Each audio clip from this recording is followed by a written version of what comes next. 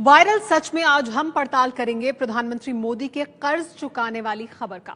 Social media में viral हो रहे मैसेज के जरिए दावा यह किया जा रहा है कि प्रधानमंत्री मोदी ने ईरान का कर्ज चुका दिया है। देखते हैं कर्ज चुकाने का दावा करने वाली इस कहानी का सच क्या है।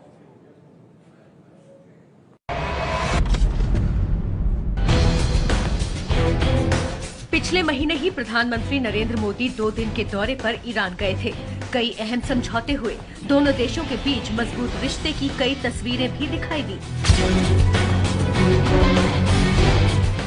और अब इन तस्वीरों के बाद सोशल मीडिया में एक मैसेज वायरल हो रहा है। मैसेज के जरिए दावा किया जा रहा है कि प्रधानमंत्री मोदी ने कैसे ईरान को खुश किया। दरअसल पूरी कहानी इस बात पर है कि अंतर्राष्ट्रीय बाजार में तेल की कीमत कम होने के बावजूद जनता को इसका फायदा क्यों नहीं मिला था। वायरल मैसेज में लिखा है, भारत की सरकार जनता को तेल का पूरा फायदा इसीलिए नहीं दे पाई क्योंकि भारत पुराने तेल के कर्ज में डूबा देश है। ईरान से हम लगभग 5 लाख बैरल प्रतिदिन तेल लेते हैं।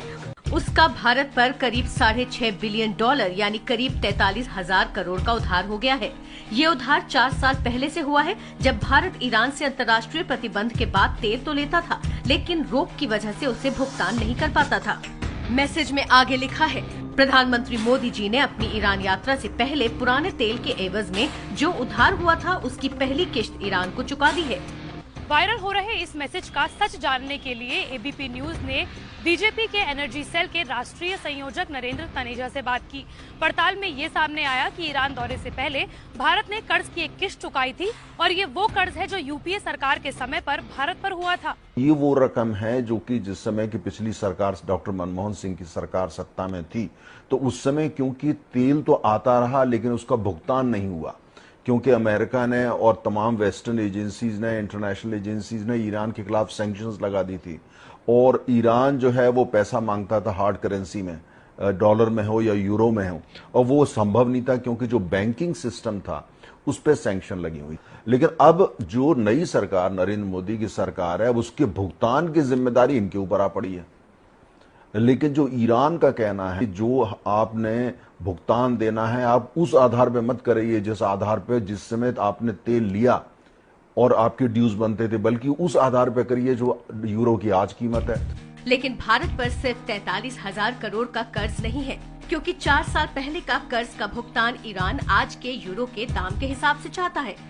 जब राजनीति की बात आती है, सामरिक हितों की बात आती है, आर्थिक हितों की बात आती है और जहां रुपए की बात आती है तो भावना का कोई काम नहीं होता। भावनाओं के भाषण दे दिए जाते हैं। उसके बाद ईरान इसी बात पे आता है, भैया आपने हमको जो है 50,000 करोड़ देना है, आपके हिसाब से 42,000 करोड़ है, हमारे हिसाब से तो 52,000 करोड़ रुपए, पहले पैसा दीजिए। ईरान के साथ कर्ज का ये मामला इतना गंभीर हो गया था कि प्रधानमंत्री को इस मामले में दखल देना पड़ा था।